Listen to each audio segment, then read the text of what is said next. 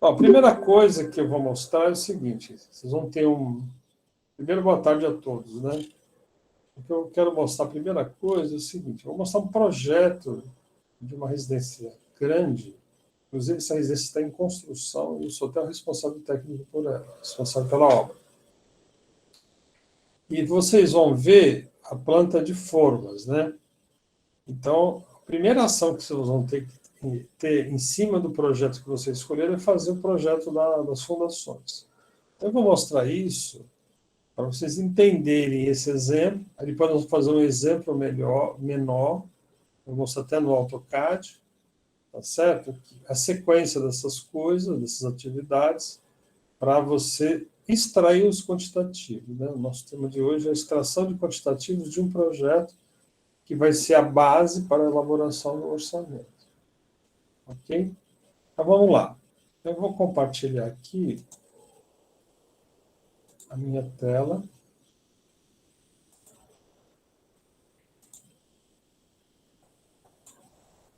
E vou abrir aqui.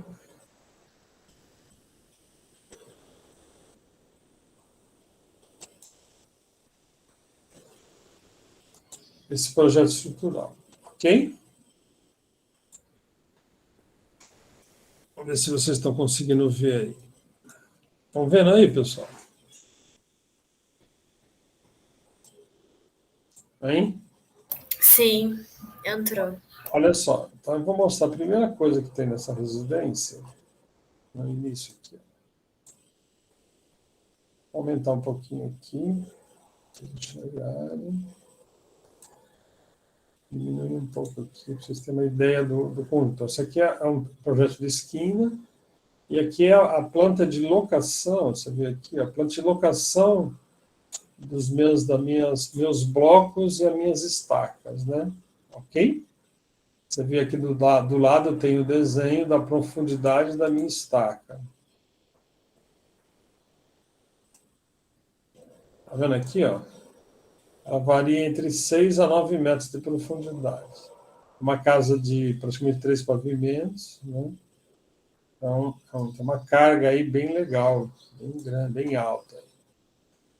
E aqui vocês estão vendo a planta aqui do térreo, onde eu tenho a cozinha, deck externo, salão, área de gourmet, aqui tem a piscina, mais um estado de fogo, tem um solário, tem um living principal, tem uma escada em balanço aqui, tem o estúdio, depósito, lavabo e aqui as garagens aqui, ok?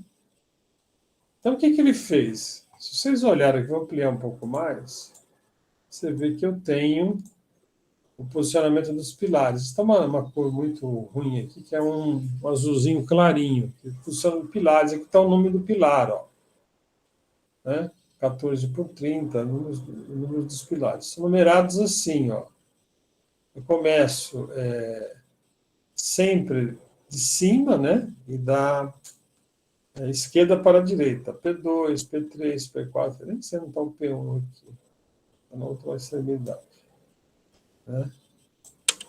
Bom, então tá aí. P2, P3, P4, P5, P6, P7, assim vai sucessivamente. E aí, o que vocês observarem na planta? Eu tenho algumas sapatas que são quadradas, outras retangulares, e outras dessa forma aqui, triangular, né? Ok? Tá certo? São formas de fazer a estrutura.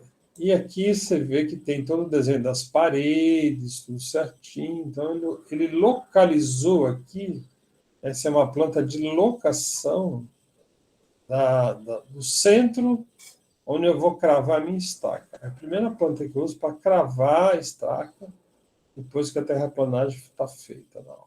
Ok? E aqui, essa distribuição dos pilares tem a ver com a forma que o engenheiro calculista determinou a execução desta obra. Né? Ok? Como que ele fez os conceitos estruturais para a execução desta obra. Ok?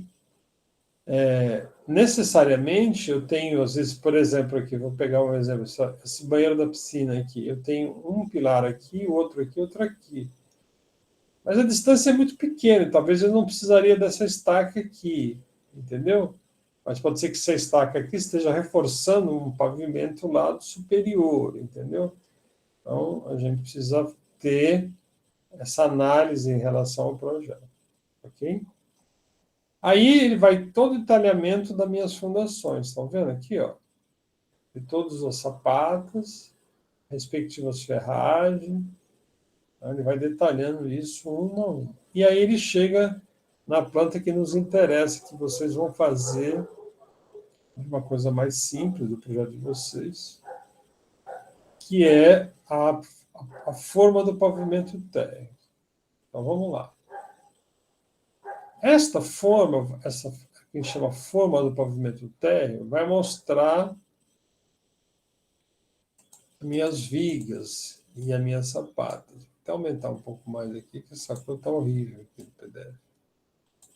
Então, aqui, ó, ele está falando viga 1, ele fala o tamanho, fala a espessura da viga.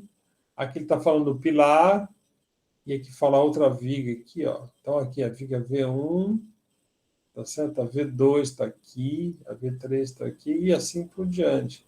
E está a posição dos pilares aqui, ó, tá vendo? Também em azulzinho claro. Ok? E aqui eu tenho a linha de eixo, que passa no meio dos pilares, e depois eu tenho a minha viga baldrame. Esse V1, V2, V3 é viga. Né? A gente pode chamar de viga baldrame. Poderia também ter numerado elas como VB1, viga baldrame 1, VB2, e aqui o tamanho dela, ó, 14 por 30, aqui é 14 por 30, 14 por 30. Eu não gosto desse jeito aqui, ele fez a viga no tamanho da parede. Eu gosto de fazer a viga um pouco mais larga, fazer a viga de 20 por 30.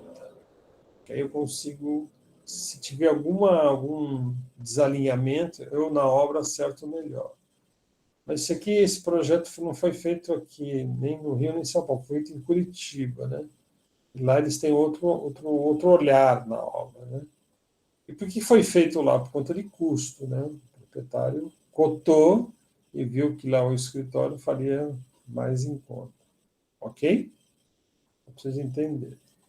E a base, para a gente posicionar as vigas, os pilares, é a arquitetura, né?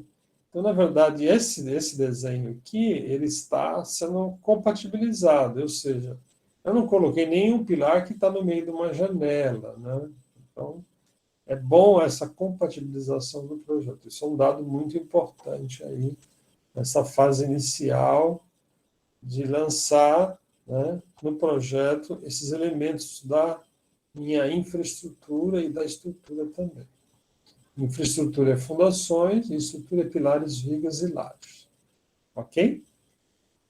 Só vou adiantar um pouco para vocês que tem um corte que mostra, isso aqui é a infraestrutura, aqui é o primeiro pavimento, né, e a laje de cobertura aqui. Tá? Para mostrar, aí tem uma outra parte aqui, que é onde fica a caixa d'água, etc. E aí vem todo o desenho da armação de cada viga, ó, cada ferragem. Aí, certo? E aqui é o desenho da laje, né? Tá certo? Tá vendo essas vigotinhas que aparecem aqui, essas viguinhas que eu tô com a mãozinha aqui? Vou aumentar um pouco. Né? Isso aqui são as vigotas da laje, né? São lajes pré-fabricadas, vem o sentido da vigota, né? Aqui, ó. Que é apoiada nessas vigas aqui, que estão numeradas aqui, ó. Que é a viga 14 aqui. Ok? Ficou claro isso, pessoal? Então, por isso que eu exigi um projeto que seja térreo para facilitar o entendimento de vocês. E aqui que está destacado em preto são os pilares, né, que vão até lá em cima. Ok? E todas as informações de um projeto de estrutura. Ok isso, pessoal? Tranquilo? Algum comentário?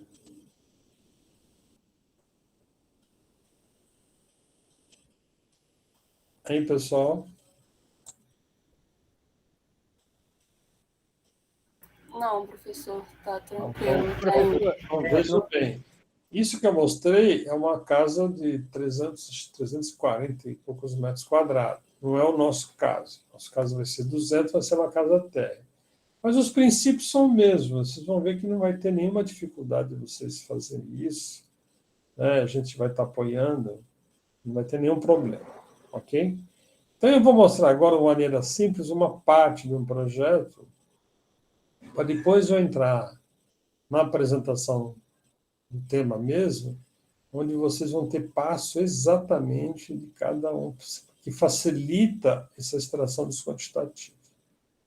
Então, eu tenho aqui o meu AutoCAD, eu vou compartilhar novamente.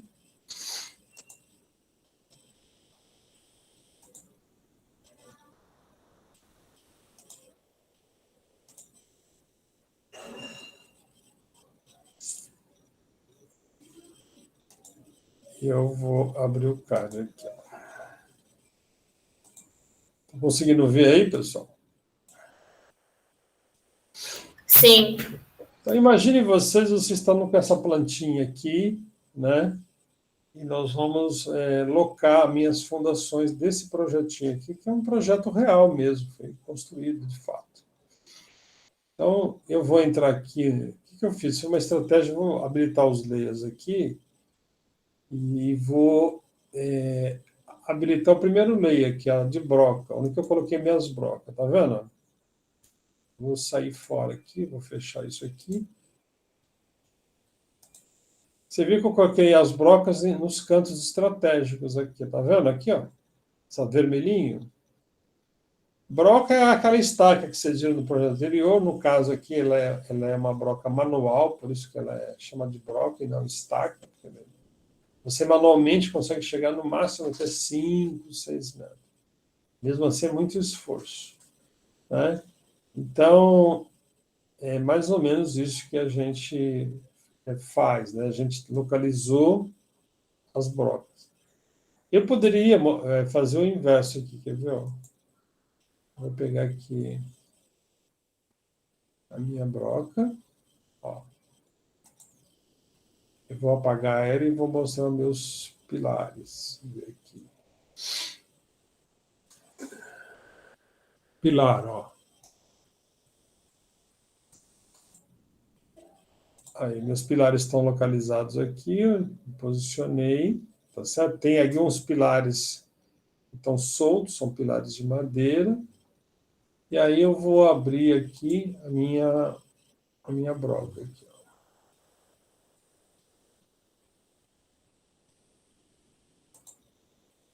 Olha aí. Então, eu posicionei embaixo de cada pilar, no centro, no eixo certinho, cada broca dessa. Ok? Bom, em seguida, eu vou colocar minhas sapatinhas, né? E aí a gente vai definir, para residência, pessoal, residência pequena, até 200 metros, que não tem 2 pavimentos, a gente pode usar uma sapata pequena, tipo 60 por 60 por 50 de altura. Eu vou localizar aqui. Aí eu vou colocar minha sapata aqui. Ok? Tá aí. Tá vendo? Eu posicionei em cada local, tá certo? Beleza. Bom, é a mesma coisa, né? A gente decidiu colocar esses pilares em função da arquitetura, né? Ou seja, eu poderia, inclusive, pegar essas duas aqui do meio, ó, né? E suprimi-las, né? E aí eu teria que fazer um reforço na minha viga. Não teria nenhum problema, ok? Mas como tem um encontro de parede aqui, a gente resolveu fazer isso. Tá certo? O projeto é simples, não tem muito problema. Então eu venho aqui e vou agora ligar a minha viga. A viga Maldrame aqui, ó. Que é esta linha que saiu aí de Salveiro. Então é uma viga Maldrame, ó. E eu coloquei ela um pouco maior que a parede, né? Eu cortei aqui, eu fiz uma cota aqui, eu vou pedir para vocês fazerem, de 20 centímetros logo, 0,20 aqui. Se eu clicar aqui, colocar essa medida para fora aqui, ó, 0,20 em metros aqui. Eu prefiro fazer isso porque fica com mais folga, né? Fica mais fácil e tal. Aí eu posso, em seguida, colocar meus textos, por exemplo. Tá vendo?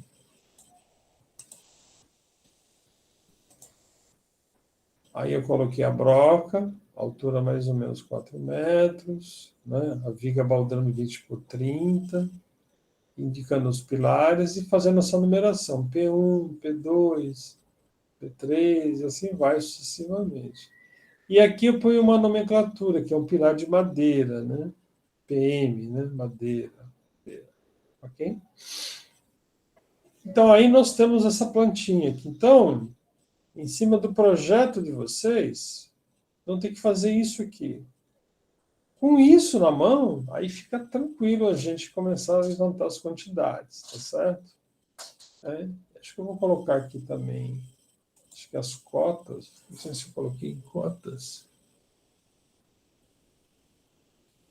Aqui, ó. E aí, tá tudo cotado. E aí, se a gente fizer uma lista, né, se eu pegar, somar todas essas vigas baldrama, VB1 mais VB2 mais VB3, eu tenho toda a metragem linear das vigas. Então, você vê como que é importante um projeto que tenha qualidade, né? Tá certo? Ok? Beleza, pessoal? Alguma dúvida aí? Tranquilo? Tranquilo fazer isso, pessoal, no projeto de vocês? O que vocês acham? Hã? Achei tranquilo, professor. Fica Assim, no tranquilo. passo a passo, dá para entender bem. Exatamente. Então, por isso que eu faço questão de mostrar o que acontece. Vocês posicionaram os pilares, colocaram as brocas, põe a sapatinho, né? E aí depois numera, né? Faz a numeração, pilar 1, pilar 2, sapata 1, 2 e assim por diante. Numera todo mundo, faz as cotas, você já tem informações aí o suficiente para realizar o projeto. Ok? Tá certo? E o projeto é isso aqui, ó, olhando de frente, é uma plantinha bem simples, né? Simpática, né? Foi construída, tá aí, ó. Ok? Né? Depois, aqui a inserção dela na residência, como que está, ok? E é isso, né? E aqui está um projeto detalhado, né? Ok? Beleza? Muito bem. E aqui embaixo, se vocês olharem, tem uns cortezinhos, né? Onde que tem aqui a minha viga baldrame está aqui, esse detalhezinho, a minha sapata, a minha broca aqui, e aqui a minha alvenaria de embasamento. Isso aqui é uma alvenaria de embasamento, certo? Essa alvenaria aqui, ó. Se vocês observarem, a minha sapata aqui, ó, ela está a 30 centímetros daqui, ó. 30 centímetros. E daqui aqui tem 60, que é metade, eu tenho 30. Esse verdinho aqui, que é a minha sapata, está abaixo da terra. E aí vocês poderiam perguntar, por que está abaixo da terra aqui assim? Ó? Porque aqui é o piso final, parte interna, né? É um lastre, mas o piso de regularização. E se eu precisar passar uma tubulação aqui de água ou de elétrica aqui no meio, ó, tá vendo? Passar uma tubulação é mais fácil furar uma alvenaria do que furar uma viga de concreto, né? Que furar uma viga. Tá certo? E esse roxinho aqui, esse magenta em volta é a minha impermeabilização. A gente vai ver isso com calma lá agora, cada passo aí certinho. Ok? Beleza? Tá certo? Alguma dúvida a mais? Você vê, apesar de ser um projetinho simples, pequeno, né? Olha quantas informações a gente produz, né? Em relação ao projeto, né? Aqui tem a planta de prefeitura, localização, tem outras coisas mais. Tá bom? Ok? Deu para entender aí, pessoal? Tá indo, professor. De pouquinho em pouquinho. Então, eu me surpreendo. Às vezes o aluno chega na minha matéria, passou pelo curso inteiro e tem essas dificuldades aí. Eu acho o seguinte, quem tiver dificuldade tem que falar a verdade, não pode ficar escondendo o jogo, não. Porque agora é o momento de a gente rever essas coisas e aprender de fato isso, né, de forma definitiva. Daqui a pouco vocês estão se formando e é um conhecimento fundamental. Né? Ok? Bom, então o que eu vou fazer? Olha só. Esta minha aula, eu até coloquei lá, tem 2 slides. Tem uma que é a parte A, outra que é a parte B. Então, eu vou mostrar a parte B aqui, exatamente pegando a base que é a minha planta. Ok? Então, vamos lá. Alguma dúvida é só interromper. Então, aqui está aquele desenho já completinho. E a primeira coisa que vocês vão fazer é fazer a somatória dos eixos horizontais e verticais, que aí no meu caso deu 53,07 metros. O que é essa somatória? Somatória do comprimento das vigas, ó. Viga B1 mais B2 mais B assim por diante. Dos 2 sentidos. Esse número aqui nós vamos usar muitas vezes. Ele vai ser repetitivo. Então, se vocês errarem esse número, o teu orçamento vai ter errado em várias etapas. Compreenderam isso? Então, não erra essa medida, ok? Tá certo? Então, eu vou somar os eixos horizontais e verticais das minhas vigas baldrames, ok? Feito? Muito bem. E aí, é isso aqui que eu estou mostrando para vocês, que é viga baldrame. Esse jeito aqui, pessoal, eu não faço nas minhas obras. Eu prefiro enterrar. Né? Vamos imaginar que vai aterrar isso aqui e vai passar uma tubulação aqui para furar, vai dar um trabalho, né? Entendeu? E vai ter que jogar muita terra. Eu prefiro fazer desse jeito, né? Tá certo? Eu faço a minha viga, depois eu tiro a forma, e depois eu completo com pouca terra, vou fazer uma alvenaria em cima, embasamento, e se eu precisar passar alguma tubulação, eu passo por ela. Ô, professor, desculpa interromper. É só uma dúvida bem rápida aqui. Quando você diz aterrar, é nivelar com o terreno, né? Na verdade é o seguinte, olha só, tá vendo essa cota aqui de fora? A cota do terreno. Uhum. Então, o que acontece? Ele fez, ele não escavou para baixo, não abriu, colocou Sim. solo para cima. Não sei se por que ele fez isso, né? Não sei se essa técnica que ele fez, mas eu acho que isso é ruim. E se eu precisar passar qualquer tubulação, que se ele não preveu, pelo jeito não tem nada previsto aqui, né? Vai ter muita dificuldade. Ou vai ter que subir uma parede aqui para cima e deixar mais alto ainda. A não ser que ele vai fazer um aterro geral. Talvez seja uma decisão de projeto dele, em função do local.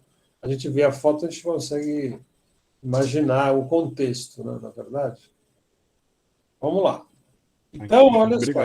Então, eu mostrei aqui as 2 situações. E aqui eu vou mostrar o desenho detalhado dessa parte e o corte. Olha aqui no meu caso, ó. A minha altura é 50. Eu tenho 5 centímetros de lastro de concreto aqui magro, ó, lastro de concreto magro. Aí eu subi, o tamanho da minha alvenaria de embasamento está aqui, ó, é 60 centímetros. Então, na verdade, a minha fundação vai ter 50 da viga, está aqui a altura da minha sapata, desculpe, mais 5 do laço de concreto, mais 30 daqui, então deu 85 de profundidade. E esse desenho é um desenho esquemático, que funciona, né? Bom, aí o que eu faço? Que a primeira coisa, eu preciso tirar essa terra aqui de dentro, não preciso tirar essa terra desse buraco? Volume de escavação, 11 unidades, vezes 1 por 1. Por que eu fiz 1 por 1? Ó, 1 por 1.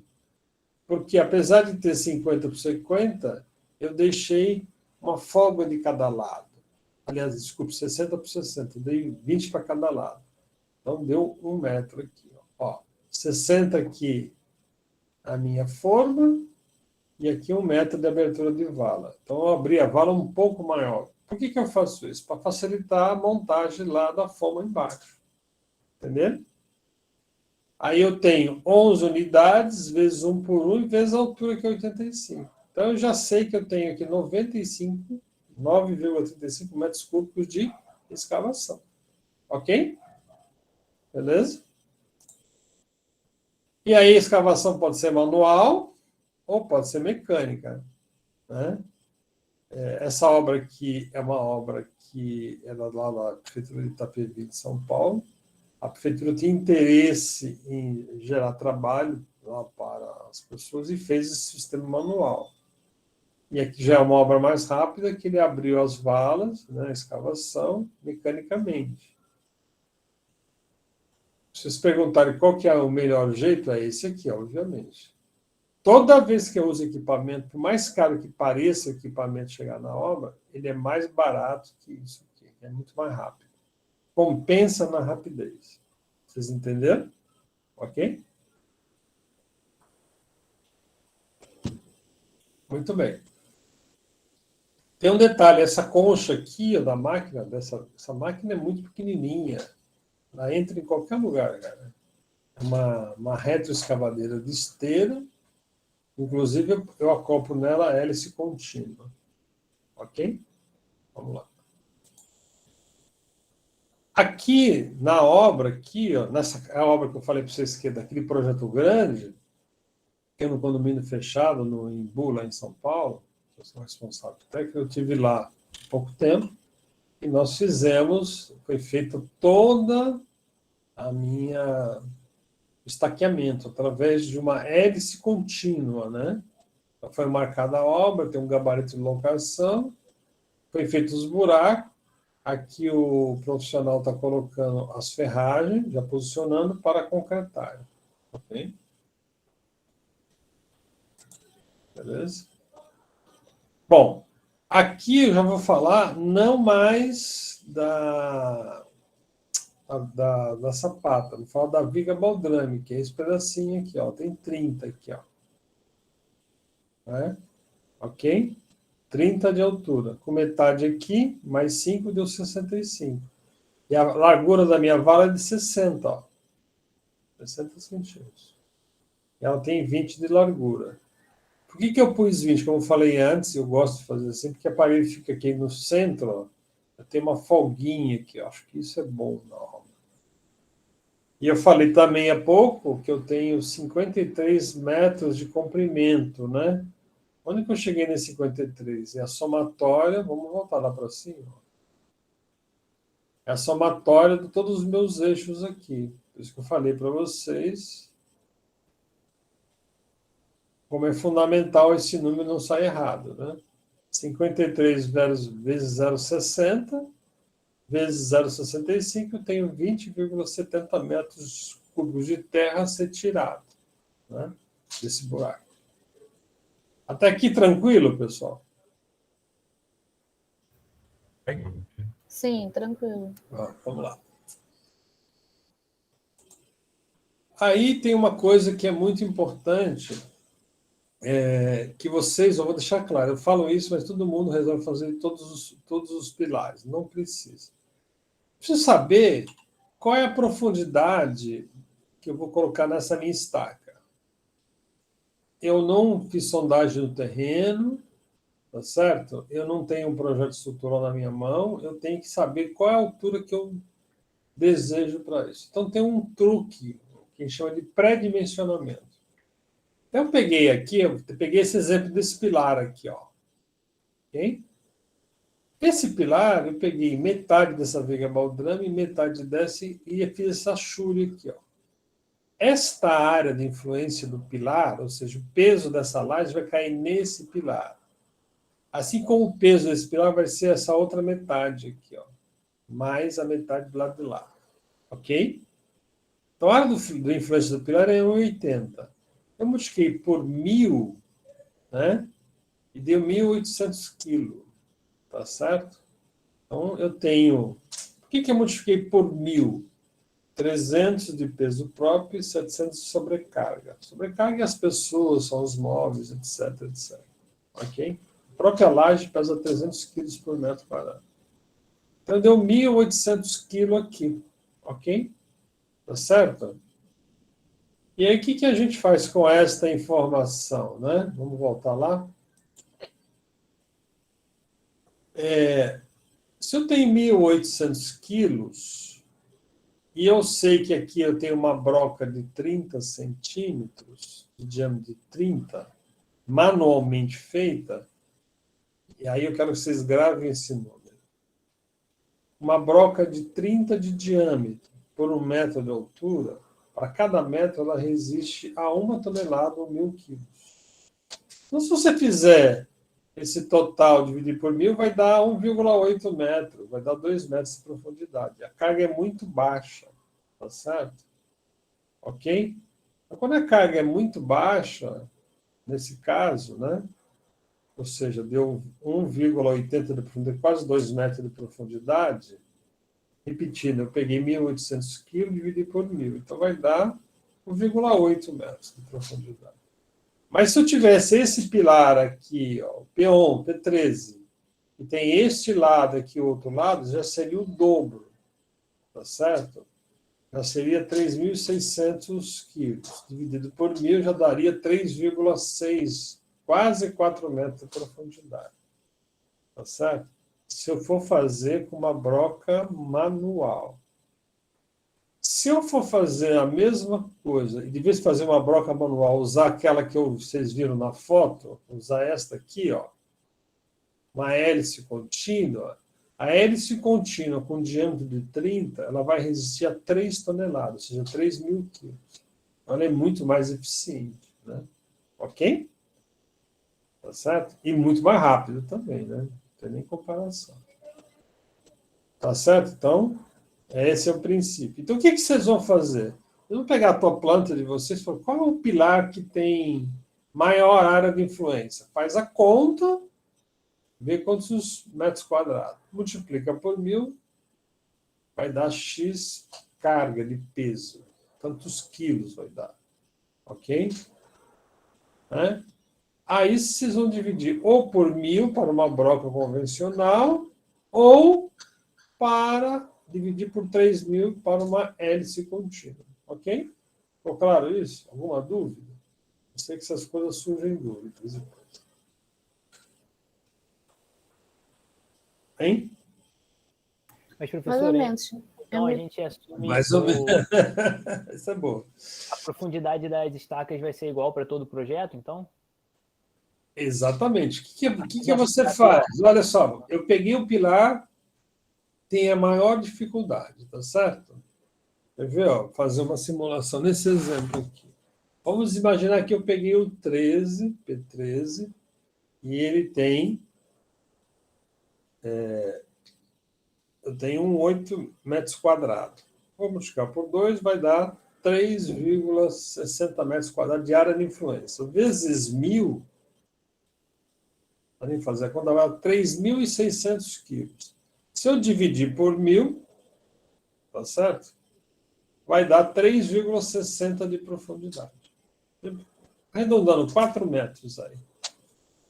Tá certo? Se eu pegar agora os mesmos 3.600, e se eu for utilizar uma hélice contínua que ela resiste para cada metro 3 toneladas, eu vou dividir por 3.000, vai dar 1,20 m só. Vocês percebem a diferença? Deu para entender o raciocínio? Mas aí, no caso, professor, o pilar 14 eu também usaria a mesma profundidade Aí do sim. pilar. O que acontece? A gente deixa isso como uma segurança, né? Na verdade, Entendi. você pega o pilar mais extremo, vê o máximo que ele põe e faz tudo igual, porque é até mais fácil para controle. Mas na obra pode acontecer, você está lá escavando manualmente, né? Aí chega uma hora que começa o solo começa a ficar, você não consegue virar mais e começa a sair uma areia mais grossa, com pedregulho, às vezes você não chegou aos 3 metros lá que você queria, aos 4, chegou menos. Está saindo um material tão rígido que você, vou parar por aqui que já deu a profundidade, entendeu? Também é só Entendi. Mas a nível do projeto, do orçamento, você adota a quantidade para o pilar mais extremos, né? Tá ok. Agora, se tiver só um pilar que deu isso, o resto é tudo mais baixo, você pode até fazer diferente. Eu posso terminar para esse pilar específico uma profundidade maior. E para o outro, uma outra profundidade. Ó, só voltando aqui um pouquinho lá naquele projeto estrutural, que a gente viu lá no início, quer ver? Não é esse, não é esse, esse aqui é.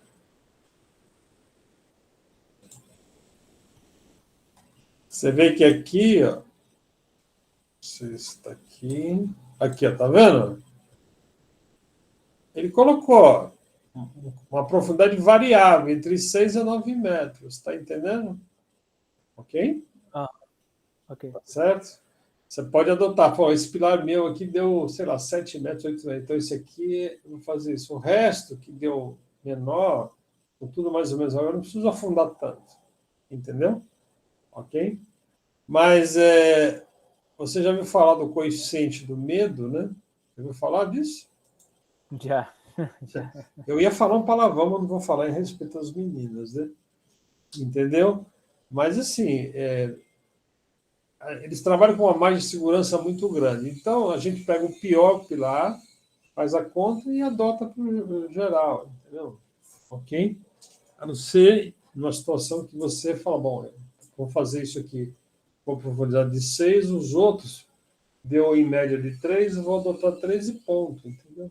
Ok? Aí vai muito do bom senso seu, né? Tá certo? Ok?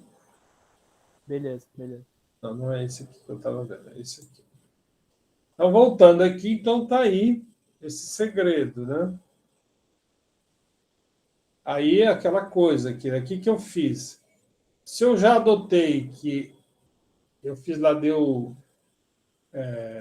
1,60, 2 metros, então a gente adota sempre uma quantidade mínima, né? Eu acho que o mínimo de uma broca que a gente faz, essa é a experiência minha, a gente adota com 3 metros. Aí eu peguei a minha broca, 16 unidades, vezes 3 metros de fundamento, 48 metros de abertura de brocas. É esse número aqui, pessoal, que vocês vão colocar no orçamento. Ok? Entendeu? Então, eu estou quantificando, já sei a quantidade de metragem a ser escavada. E aqui, no caso de broca, eu não preciso calcular o volume do concreto, pessoal, e não preciso calcular cimento, nem areia, nada disso. Quem vai fazer é o próprio orçamento, a própria composição, tá bom?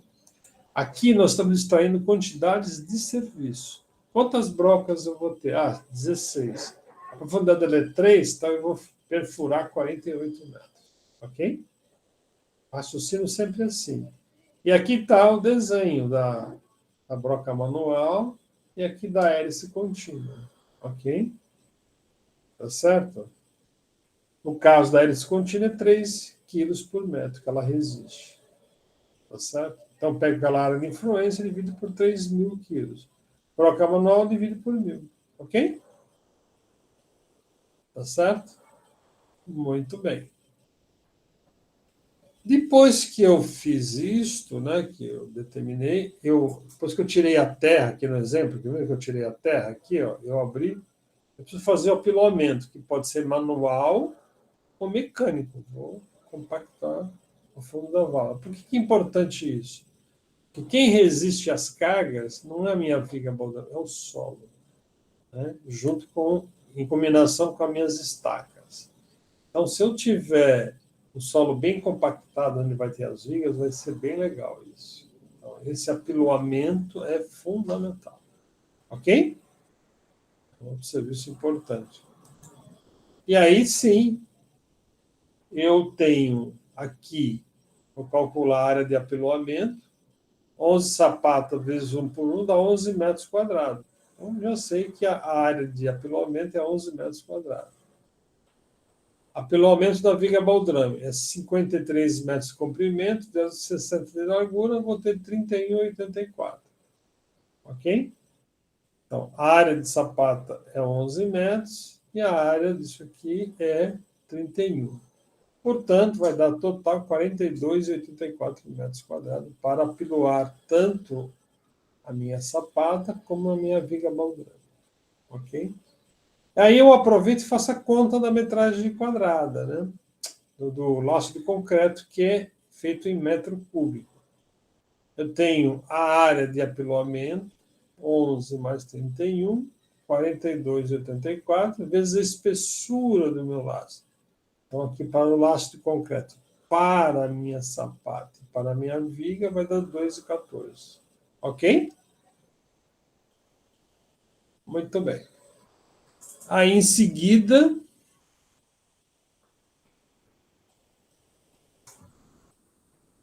eu vou fazer a área de formas, né? Ok? Muita gente, às vezes... Só uma pergunta. Essa folga que você dá para a escavação e tal, ele é uma porcentagem das dimensões ou é sempre 20 centímetros por Não, a lado? gente coloca 20 centímetros, sabe por quê? Ah. Se você olhar meu desenho aqui, eu vou aumentar um pouquinho. Calma aqui. Tá vendo aqui do lado? Não tem uma madeirinha aqui, não tem um travamento aqui? Aham. Se eu faço muito apertado, eu vou ter dificuldade de montar a minha forma. O carpinteiro vai ficar penando. Entendi. Então sempre deixa os 20 centímetros centímetros. é um bom número, entendeu? Então, Entendi. por exemplo, se a minha sapata tem 1 metro, ela, por ser 60, tem 1 metro, tem que jogar 20 para cada lado. Então vai dar 1,40 por 1,40. Entendi, beleza, tranquilo.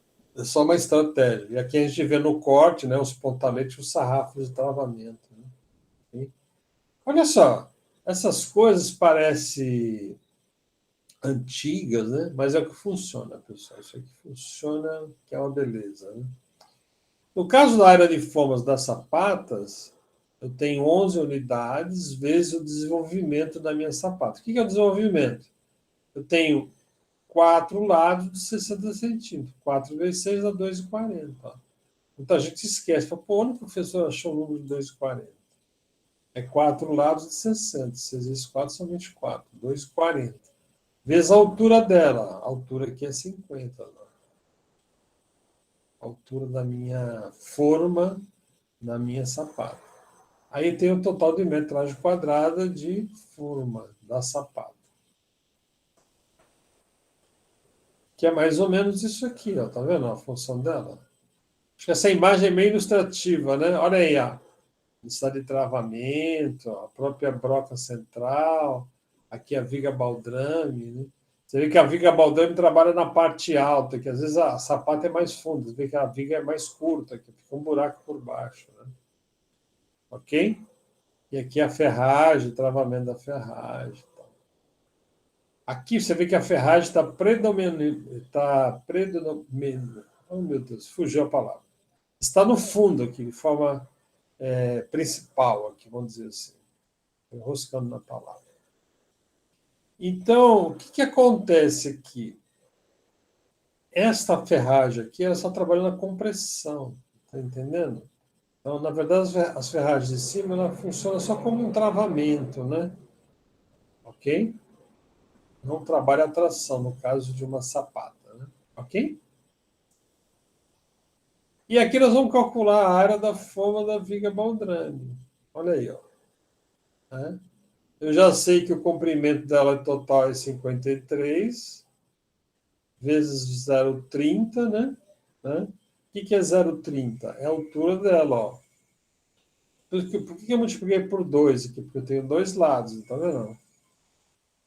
Então, 2 lados vezes 0,30 vezes 53. Deu 31,84. Alguém poderia perguntar, mas professor, e como o senhor calcula o sarrafo e os pontaletes? A gente não faz essa conta minuciosa aqui. A gente não faz essa conta aqui. Essa conta vai acontecer lá na composição. Então, na hora que eu lançar que tem 31,84 metros quadrados de forma, ele vai dizer se para cada metro quadrado de forma você vai gastar tantos metros de sarrafo, tantos metros de pontalete. É assim que a gente descobre. Deu para entender isso? Por isso que é importante a composição. Feito? Podemos ir para frente?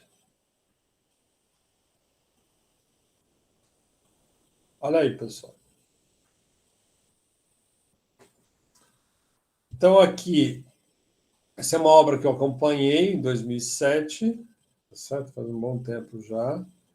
Aqui a gente tem uma parte que é forma nova, a gente reutilizou forma, a gente escavou, e aí eu deixei aqui até chegar ao nível 30 centímetros. Ela está em relação ao nível aqui do solo, 30 para baixo. Ela tem exatamente 20 de largura e é sapato sem forma, tamanhos variados, né? Ok? Vocês estão vendo aqui, tem várias pedras aqui, não tem? Isso aqui foram matacões que a gente encontrou.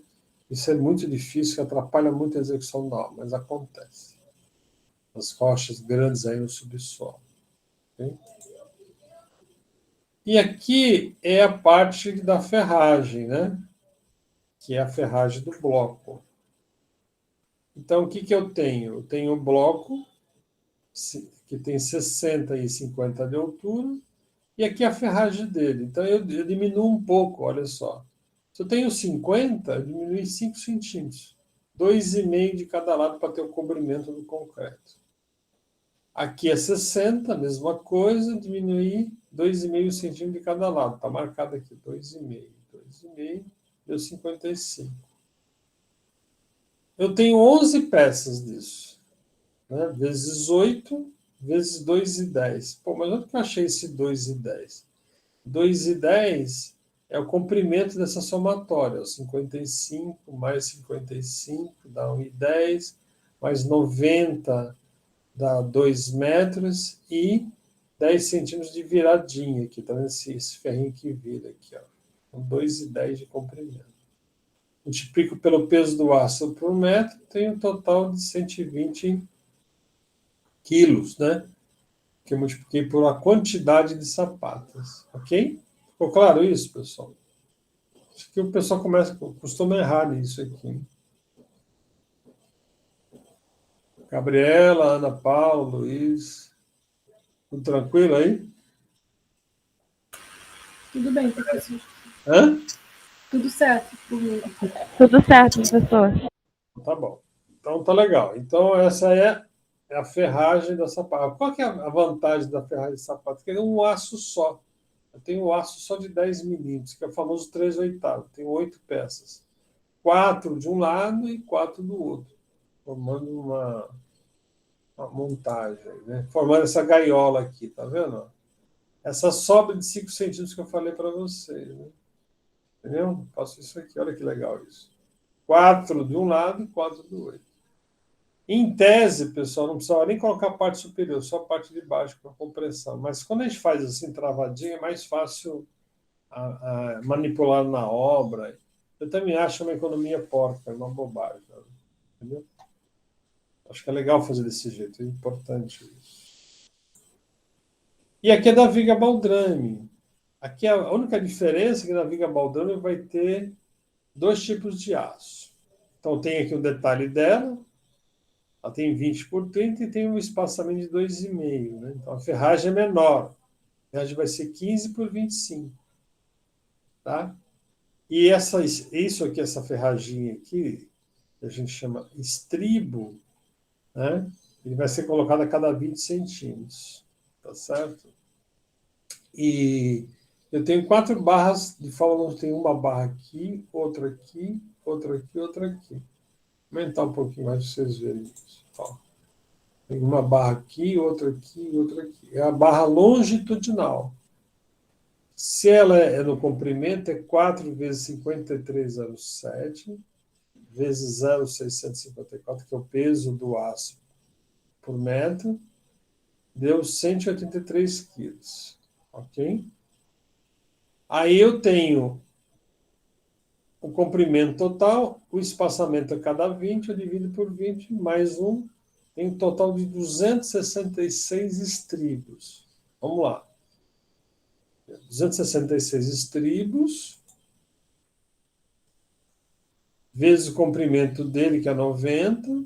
Olha aqui, ó, 15, com 15 embaixo é 30.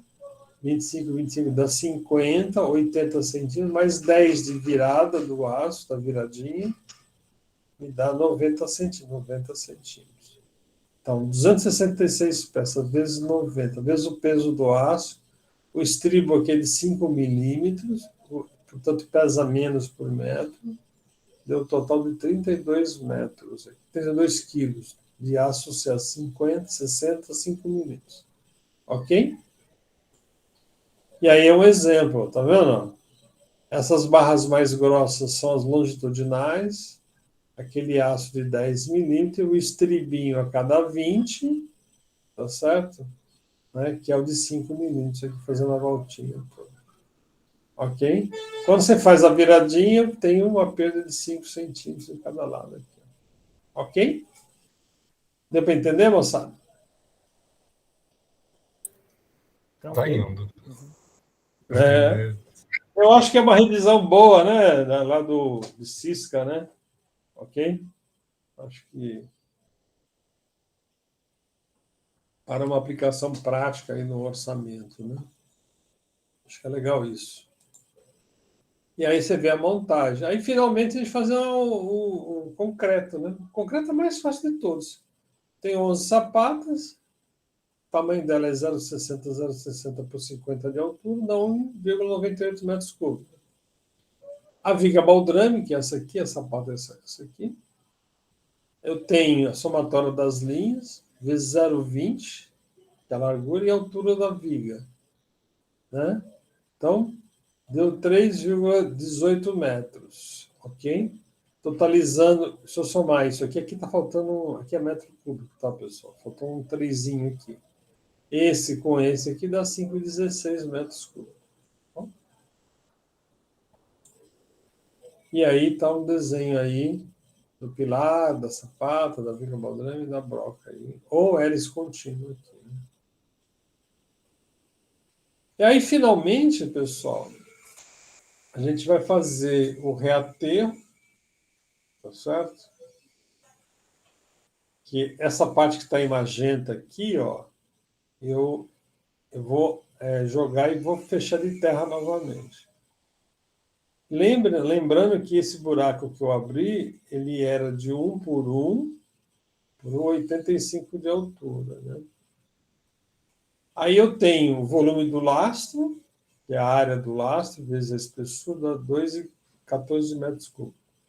O volume do concreto, que é 5,16, tanto da viga que da sapata. A alvenaria de embasamento, que é essa parte aqui, eu vou colocar metade, tá certo? Né? Por que eu estou colocando metade? Porque metade está para fora. O embasamento está ocupando metade dessa área, ok? Tá certo? Então, o total de volume que está ocupado aqui, ó, é o 2,14, que é o do lastro, 5,16, que é do concreto, 3,19, que é metade da alvenaria de embasamento. Eu estou ocupado aqui com essas três coisas aqui, 10,49. Lá atrás, eu calculei a abertura da vala como um todo. Deu 30 metros cúbicos. Menos 10 aqui, eu vou ter que voltar de terra aqui, 19,56. Ok? Ficou claro isso? Então, o que eu tiro? Tinha um buraco livre, ó, lá embaixo, um buraco. Tirei essa terra toda, ficou fora lá.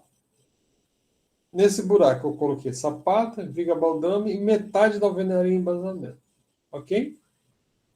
Aí eu peguei a área que eu escavei, tirei o volume ocupado por essas três coisas e eu vou voltar de terra, que é o reaterro manual piloto, vou voltar 19,56 metros cúbicos.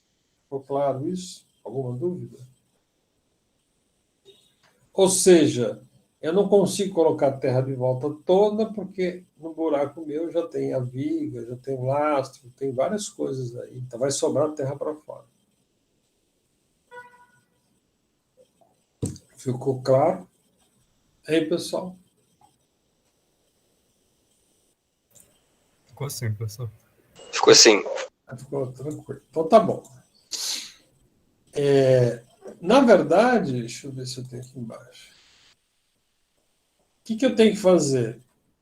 Vocês concordam comigo que eu tirei um volume de terra, que é 30 e poucos metros, né? Está lá fora.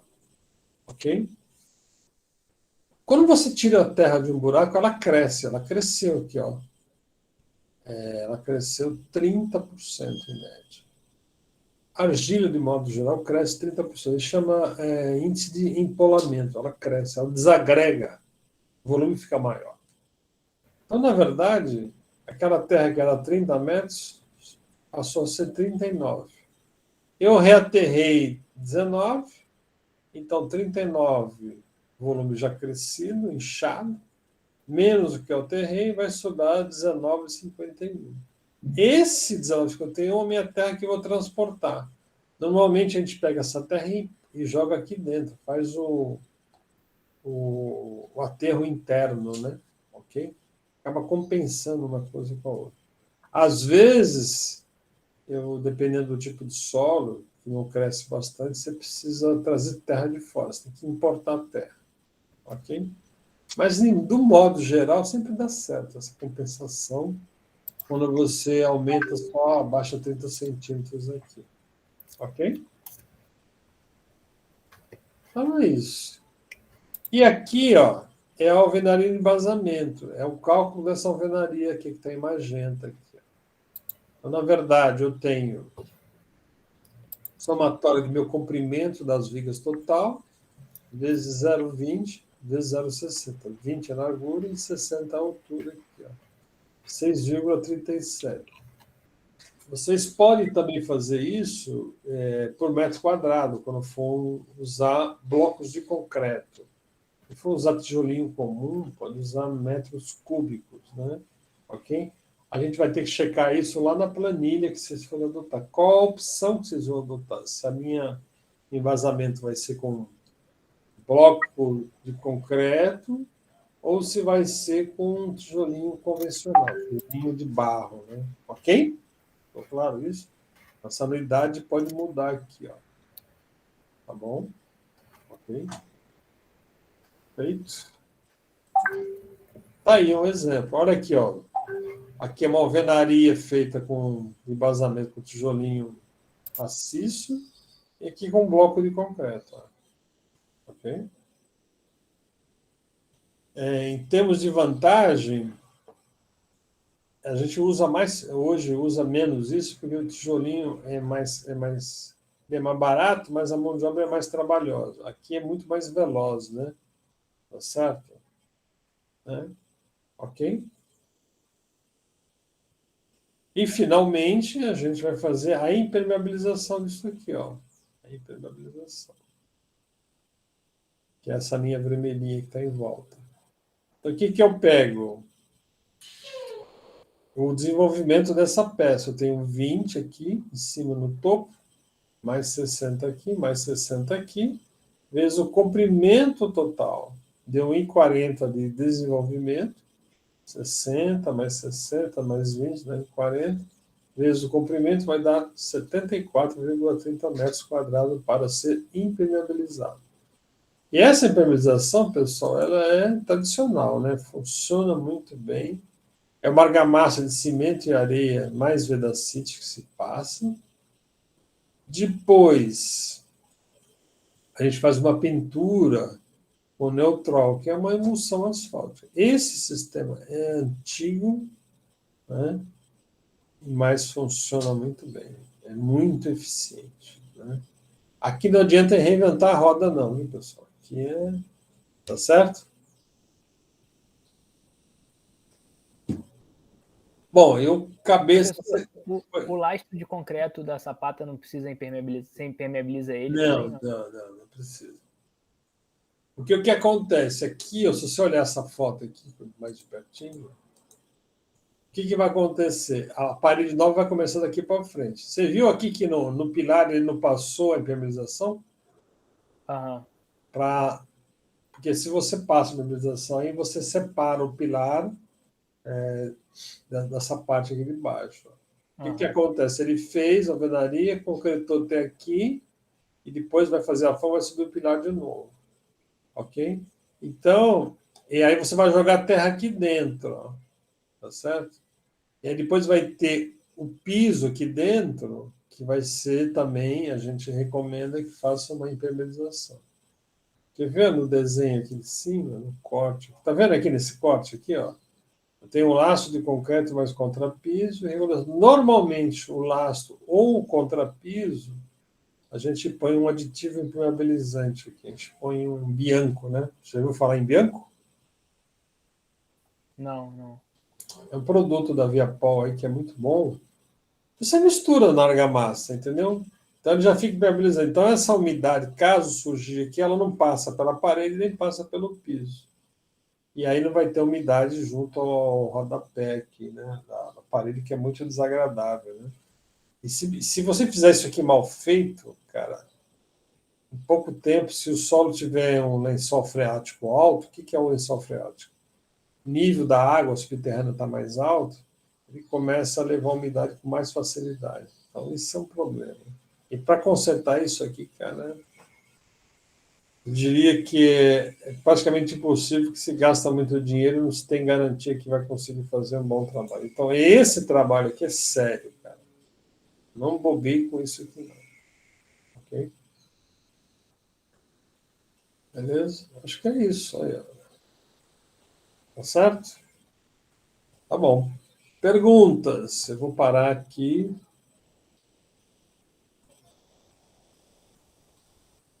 Professor, eu queria saber, não impermeabiliza ali naquela parte do pilar para ele conseguir ligar melhor ali, certo? Fazer uma ligação. Mas Teria algum o problema? pilar, normalmente, só te cortando, Não, tudo bem. o pilar, ele normalmente, o concreto, ele é muito resistente a migrar a umidade, entendeu? A não ser que for um vazamento muito constante. Mas essa umidade por capilaridade que vem do solo é muito difícil. Mas teria algum problema impermeabilizar aquela parte ali do pilar até um pouquinho Sim, mais acima do você pilar? vai criar uma separação, porque o concreto. Não, no pilar mesmo. Depois dele feito, você subir um pouquinho da altura dele, fazer uma impermeabilização ali, teria algum problema?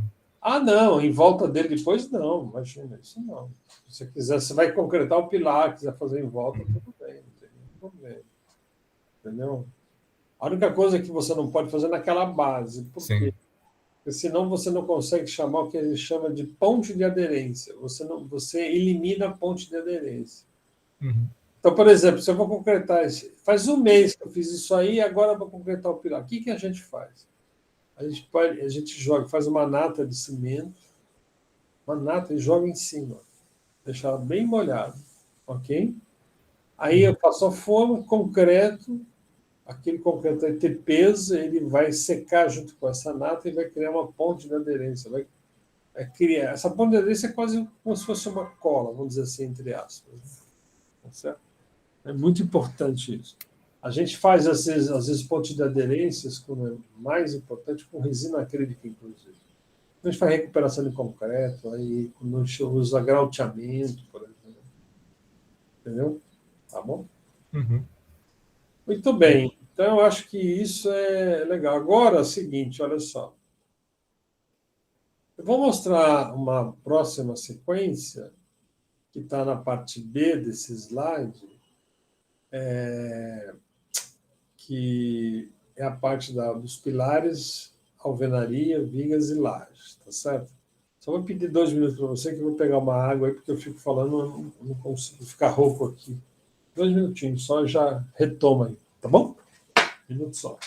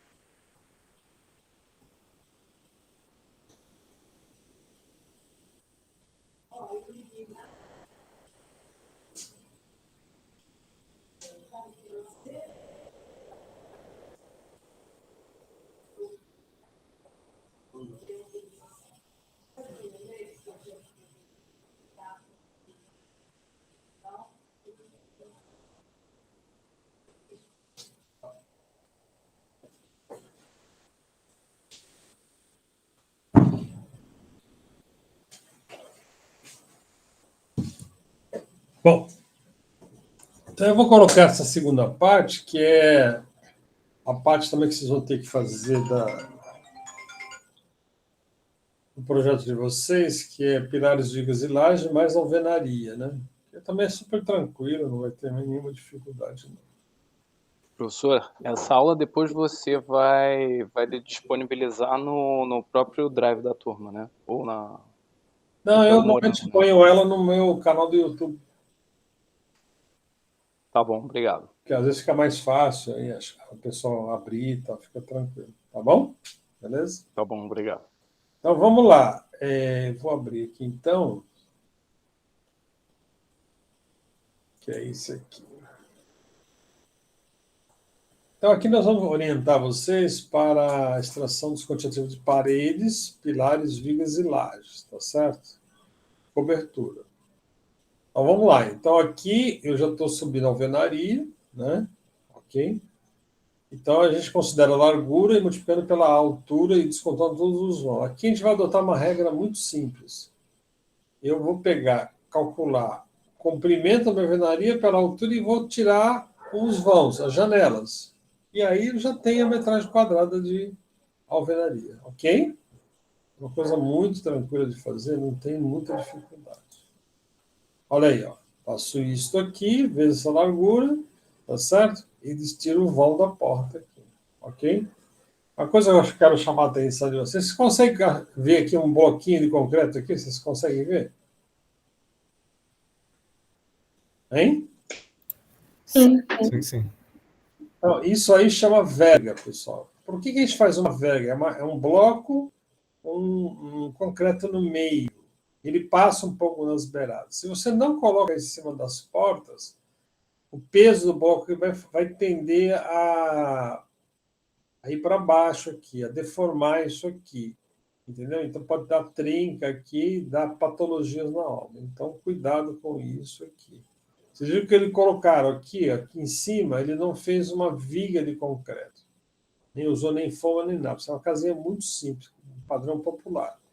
Ele pôs o bloco e fez que é um bloco canaleta, tem um buraco no meio, põe uma ferragemzinha e concreta isso. Entendeu? Okay? Uma casinha muito simples isso. Tá bom? Mas esse é o segredo. Não esqueçam de tirar os vãos. Tá certo? O que vocês podem fazer? Faz uma lista de todos os vãos, metragem quadrada, lista de todas as paredes somadas, total de metragem quadrada, menos os vãos. Faz de uma vez só. Ok? É muito simples isso. Aí, ó, o vão aí de 90 por 2,10. Aqui já é o nosso caso. Eu não gosto de usar esse modelo anterior, ó. Ok? Eu acho que compromete muito. Porque se você usar isso aqui, você pode ter a chance de abrir uma parede aqui que tem uma viga bem consolidada em cima. Então, é mais tranquilo, né? Ok? Então, na verdade, aqui eu tenho o meu pilar, as minhas vigas. Essa viga aqui, pessoal, vocês podem calcular exatamente como a viga de baixo, da viga baldrame. Tá certo? Só que, de vez em ela ter 30 de altura, ela pode ser menos, pode ser 20. Pode diminuir a ferragem. Tá bom? Ok? Até fiz um desenho aqui, ó, olha só. Essa aqui é com 30, ó, tá vendo? Os pilares. O pilar, ele é a mesma coisa lá da viga, mas só que em vez de estar deitado, ele está em pé. Uma coisa. A única coisa que muda no pilar é a distância aqui, ó. A distância entre um estribo e o outro é maior, ó, tá vendo? Okay? Você vê que aqui a sobra, o cara não tem nem muito controle, tá vendo? Aqui é um espação, enfim.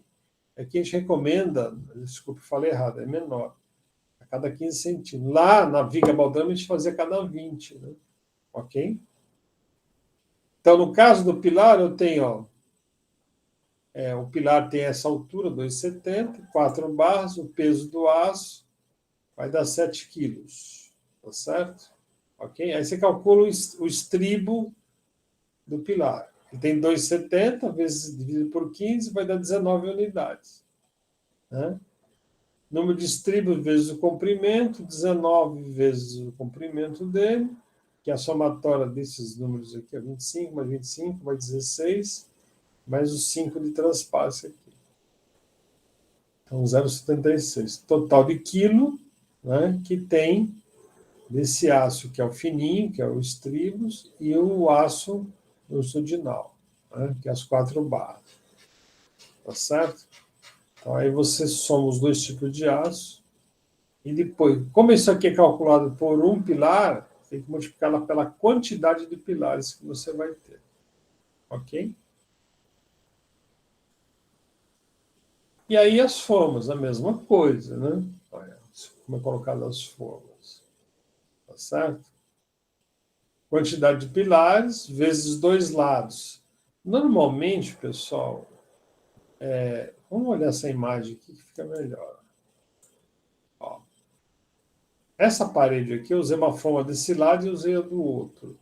Tá certo? Normalmente a gente calcula só 2 lados. Ok? Então, o que a gente faz? Quantidade de pilares vezes 2 lados, vezes a altura, vezes a largura. Então, aqui, ó. Exemplo, 10 pilares, vezes 2 lados, vezes a altura dele, vezes a largura da tábua. 16,20 metros quadrados de forma. Então, aqui, ó, para efeito de orçamento, nós temos sempre 2 lados. Ah, mas tem um pilar que tem mais madeira, um pilar é aparente. Tudo bem, não tem problema. Você calcula com os dois mesmo. Porque na obra sempre vai ter remanejo de forma. Você concreta uma parte dos pilares, você pode tirar a forma e usar no outro momento, entendeu? Né? Ok? Não é isso que vai deixar, que vai comprometer teu orçamento. Olha aqui, ó. As 2 tábuas dos 2 lados, né? E a ferragem aqui dentro. As 4 ferragens principal e o estribo aqui, ó. Se vocês olharem essa foto, né? O que é rico nessa foto? É o distanciamento aqui entre a parede da forma e a ferragem. Esse aqui é os 2,5 centímetros necessários. Se você respeitar isso, você não vai ter problema com patologia nos pilares, patologia de concreto. Onde que a gente chama que surge no pilar bicheira, buracos, entendeu? Isso não é bom. Isso aqui é legal. Então, tem o número de pilares, tá certo? Eu multiplico pela dimensão do concreto, no caso aqui é 18 por 30, vezes a altura dele, dá 1,46 metros cúbicos. É só isso. Entendeu? Se vocês olharem, pegar 10 pilares com 2,70, a metragem cúbica é muito baixa que você gasta. Né? Quando você faz as forminhas certinho, você economiza muito material e muito concreto. Ok? Para 10 pilares. Tá?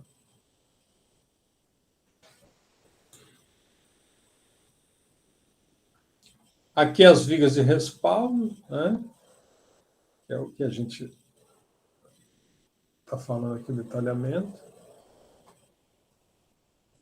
É o mesmo tipo de conta. Eu tenho 71 metros de vigas de respaldo, vezes 4 barras, ou 6. Aqui você pode ter 4, 2 em cima e 2 embaixo, ou pode ter 2 no meio aqui, né? São decisões de projeto. Peso, total do aço de 10. Aí você sabe que você tem 71 metros, divide pela distância, pelo espaçamento entre um estribo e outro, soma mais 356 unidades de estribo, o total das vigas da cobertura. Vezes a somatória dos lados, 56, vezes o peso do aço de 5 milímetros, total de quilos. Ok? Aí o exemplo novamente, a viga de respaldo. Okay? E aí a somatória da... A gente não pega no projeto, vai somando essas distâncias aqui. Ó. Olha a foto que a gente monta aqui, a montagem. Tá certo? As vigas de respaldo. Ok? No caso aqui, eu estou calculando formas, né? 71 metros, vezes 2 lados, vezes 0,20, que é a altura da forma. 28,40 metros quadrados. Aí o concreto, 71 metros vezes 13 aqui a largura, e a altura 20 aqui, ó. Né? Vai dar o volume de 1,85. E aí, finalmente, é o escoramento, formas e ferragem. Professor, me tira uma dúvida antes de ir para lá. Essas vigas de respaldo, elas são necessariamente essas vigas que finalizam a alvenaria, né? Então, na verdade, é o seguinte, olha aqui minha mão. Minha parede está aqui, eu vou fazer uma viga, que seria uma viga de respaldo, tá vendo? Ou melhor, deixa eu pegar aqui.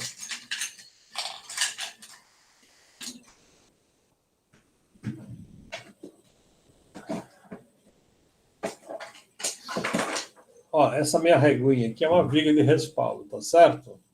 Vou colocar nesse sentido aqui para você ver, ó. Aqui, ó. E aí eu venho com a minha laje aqui, ó. Então, o que acontece? Na parte de fora fica a altura, a laje ela acaba entrando dentro dela aqui, ó. Ela entra dentro dessa viga. A hora que ela entra, na hora que você concreta, fica consolidada a minha laje aqui, ó. Fica consolidado com a minha viga aqui, ó. É mais ou menos o que eles fez aqui. Se a gente olhar aqui essa foto, a forma está aqui, a laje. Deixa eu ver se eu consigo aumentar para você ver aqui, ó. Esse é o modelo mais ideal. Tá vendo as vigotas aqui, ó? Tá vendo as vigotas? Uhum. Você vê que ela entrou praticamente dentro da caixa aqui dentro, né? A madeira está lá do lado de fora. Aqui, essa parte branca aqui é uma parte de isopor. Eles estão usando muito esse... Às vezes usar uma cerâmica, eles usam uma placa de isopor. Fica mais leve a estrutura, fica, em termos de conforto acústico fica melhor e térmico fica melhor. Tem essas linhas cinza que são minhas vigotas. Aí esse isopor é colocado aqui. Aí feito uma malha. Aqui esses amarelinhos, essas linhas, são as tubulações de elétrica da laje, que ele já montou. E depois ele faz a concretagem. Se você olhar bem aqui, ó, aqui nas beiradas ele está com uma cerâmica. Você percebeu aqui, ó, nas beiradas? Uhum. O que é um beiral aqui. Aqui é dentro do ambiente, ó. Okay? Aqui é o vazio de escada, provavelmente, né? Ok? E aqui é o meu escoramento, ó. Esse escoramento também é chamado de cimbramento, né? Ok? Então, na verdade, é uma consolidação da minha viga com a minha laje. Quando a gente faz isso, acho que essa é a melhor técnica. Antigamente, o pessoal fazia a viga, concretava primeiro, depois pousava a vigota em cima. Não se faz mais isso. A gente faz tudo engastado, né? Tudo assim, com esse jeito aqui, articulado aqui, tá vendo? Você faz um engastamento na laje com a própria viga. E aí você realmente trabalha com aquele conceito de sistema hiperestático, né? Está todo mundo integrando e um ajudando o outro, ok? E no caso do orçamento, a laje é a coisa mais simples. É só você escolher o tipo de laje e determinar a metragem quadrada. Entendeu? Então, por exemplo, eu vou pegar aqui, ó, comprimento aqui, o comprimento da laje vezes a largura. E cada módulo desse aqui, você soma tudo, deu X metros quadrados, acabou. E escolhe o tipo da laje. O aço que vai, o concreto que vai, tudo isso já faz parte da composição. Então, laje é a coisa mais simples. Entendeu? E a outra coisa que os alunos esquecem, né? A gente vê a memória, o cara esquece disso aqui, ó. A gente chama isso de eitão ou empena. Eu concretei a minha laje, está aqui, caixa d'água, e eu preciso fazer essa empena aqui, ó, esse eitão. Ou seja, é a parte da alvenaria que se estende da laje até o telhado, né? Ok? Isso quando eu tenho um telhado que é 2 águas. Então, 4 águas, você acaba eliminando esse eitão aqui. Ok? E aqui é muito simples, você faz um cálculo dessa metragem aqui, ó. Ok? Tá certo? Ó, aqui é um exemplo de como a gente deve fazer esse cálculo aqui. Pessoal, às vezes eu estou olhando em planta e preciso calcular a cobertura com os telhas no plano inclinado, tá certo? Então, o que eu faço? Eu sei que eu tenho 10 metros e 5. Então, eu pego a área da planta, 10 vezes 5 mais 0,5, 55 metros quadrados. Na verdade, eu dei aqui uma folguinha aqui, né? Aqui, ó. Desculpe. É 5 mais 0,5 do beiral aqui, 55 metros quadrados. E aí, todo o telhado que é inclinado, ele tem a norma exige que pelo menos 30% de inclinação para a água não voltar para dentro da laje, né? Ok? Isso a inclinação é forte. Aí tem um fator de correção. Então, eu pego a área da planta, 55, vezes o fator de correção, que é o 0,44. Aí eu chego na metragem quadrada de telha. Então, você calcular a cobertura de um telhado. Ok? E aqui eu tenho os fatores de correção para ângulos diferentes. Ó. 10%, 11%, até chegar... A gente usa mais ou menos esse aqui, esses 30%. Tá bom? Aqui está um detalhamento da continha. E, finalmente, quando a gente usa uma laje impermeabilizada. Ok? A laje impermeabilizada, a única coisa que a gente tem que considerar, além da metragem quadrada da área ser impermeabilizada, é essa volta aqui nas beiradas. Ó. Muita gente esquece. Tá certo? Ok? Então, o que eu fiz aqui? Eu acrescentei 60 centímetros no comprimento e na largura. Tem uma laje de 5 por 10, 50 metros.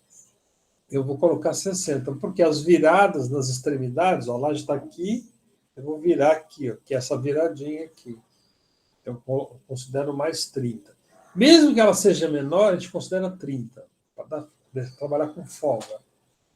Então, virou 5,60 por 10,60. Então, a metragem da área impermeabilizada é isso. Ok? E a gente percebe isso no orçamento quando o aluno erra. Por quê? Ele coloca que a laje tem 50 metros quadrados. Se colocar lá que a área impermeabilizada é 50 metros quadrados, ele esqueceu de considerar essa volta. Então, já está errado. Né? Ok? A gente percebe isso na hora. E aí, esse é uma manta asfáltica que a gente utiliza, né? Que é a manta Torodin, né? Uma das marcas. E ela é soldada a fogo desse jeito. E é uma das mais eficientes. Tá certo, pessoal? É bem legal isso. Né? Aí você tem uma impermeabilização com emulsão asfáltica e outra base de resina acrílica. Isso aqui é resina acrílica. Ó. Ou epóxi, de alto nivelante. Uma das marcas mais eficientes é o Neoprene Hyping, né? Ok? Isso aqui é uma emulsão, não tem manta, tá certo? Uma pintura. Então, é uma laje que tem... Normalmente a gente utiliza isso quando a superfície é pequena, né? Quando não tem tráfego de veículos, tem uma superfície tranquila. E aqui é quando a superfície é grande que você deseja ter uma sobrevida, uma vida útil maior.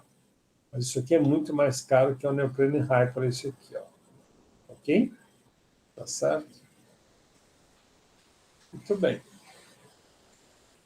Nos dois casos, sempre é bom fazer um teste de estanqueidade para verificar eventuais vazamentos. Então, você faz a laje, regulariza, passa a impermeabilização ou com a resina acrílica, ou com a manta Torodin, ou com a pintura asfáltica somente. Aí você vai escolher. Ok? Né? Aí você fecha todos os ralos, joga água em cima e deixa a água ficar um tempo, pelo menos 72 horas, para ver se não tem nenhum vazamento embaixo. E se tiver, dá tempo de arrumar e é relativamente fácil esse conserto. Depois que você fez regularização, pôs lá uma proteção mecânica ou um piso, aí fica complicado. Né? Aí é burrice, na verdade. Então é importante fazer o teste. Ok? E aí você vê o produto final, né? Outro problema sério é que as empresas que fabricam dão garantias de apenas 5 anos. O que eu acho, na minha visão, que é muito pouco tempo, né? Você gasta uma fortuna, essas lajes impermeabilizadas não são baratas e vai durar pouco tempo. A garantia das empresas é muito pouco tempo. Ok? E eu estou falando de empresas especializadas que fazem isso. Imagina se você pegar um curioso que nunca mexeu, os problemas que podem dar. Professor, é de quanto tempo a garantia mesmo? Eu não consegui ouvir. 5 anos. Está escrito aqui no slide. Ah, repara. tá. Então, hoje é 5 anos. Mas tem uma lei, o Código do Consumidor, que aconteceu o seguinte.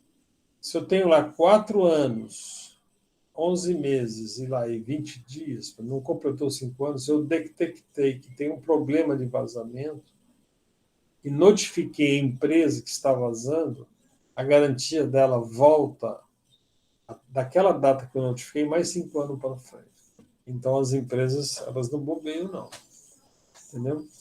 O Código do Consumidor ficou muito forte nisso para o bem dos consumidores, porque era uma sacanagem que as empresas faziam. Né? Ok? Muito bem. Tá aí. Acho que é isso. Chegamos no nosso último slide. Então, pessoal, nós fizemos um pupurri aí pelos levantamentos que vocês têm que fazer nessa fase da obra aí. Eu acho que é relativamente tranquilo. E também oriento vocês, vou até fechar aqui, oriento vocês, por isso que a gente faz o trabalho em dupla, né? Porque em 2 trabalhando fica legal, né? Um pode fazer uma parte, outro faz outra, mas é bom, pessoal, que um confira o que o outro fez, né? Porque, como tem sutilezas, é muito fácil você errar na conta, né? Ok? Tá bom? E quando a gente corrige esse trabalho, o que a gente faz? A gente faz uma amostra do trabalho. Eu pego a memória e vejo aquela memória, e vejo se ela bate com a planilha. E às vezes não bate, cara, é muito doido. Então, se você calculou que tem X metros cúbicos de concreto, está lá na memória, que lá tem que estar lá no orçamento. Entendeu? Ok? Tá certo? É isso. Mais alguma dúvida, pessoal?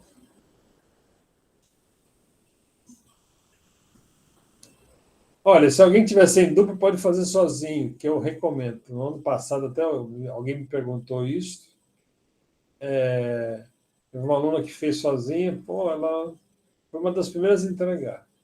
Obviamente que ela tinha dúvidas, né? A gente ajuda, e ela conseguiu fazer. Não é difícil, pessoal, não é difícil. Entendeu? É só trabalhoso. E vocês têm esse material que eu já disponibilizei lá no Classroom de hoje, e tem essas 2 apresentações, entendeu? E outra coisa, você vê que todas as etapas da fundação tinha lá um desenho, não tinha? Então, você pode se apropriar desse desenho e levar lá. Quando vocês fizerem a memória, tem que ter o desenho, pessoal. O desenho não é para o Ivan só olhar não, e avaliar se colocou o desenho. O desenho é para vocês. Quando você coloca o desenho do lado, na hora que vocês fazem a memória do lado, mesmo à mão ou no computador, do jeito que vocês quiserem, vocês mesmos percebem erros. O desenho ajuda. Então, quando você não tem a memória de um desenho, fica complicado. Né? Ok? Não tem o desenho. Então, o desenho faz parte da memória. Então, quando o aluno entrega só a conta sem o desenho, fala assim, aqui deu o desenho, onde está o desenho? Né? E a chance dele errar é maior. Entendeu? E ele perde pontuação. Então, o desenho é fundamental. Mas o desenho está pronto. É só vocês se apropriarem e aplicar para o modelo de vocês. Ok? Certo? Alguma dúvida a mais? Tranquilo, pessoal? Tudo tranquilo, professor. Então tá bom. Então eu vou parar a gravação aqui dessa aula de hoje, né, dessas 2 aulas, que tem um material bem legal aí que dá para vocês já começarem a trabalhar, entendeu? Tá bom? E aí a gente... Na próxima aula eu tiro eventuais dúvidas, que vai surgir dúvidas ao longo do caminho, isso tenho certeza. Ok? Beleza?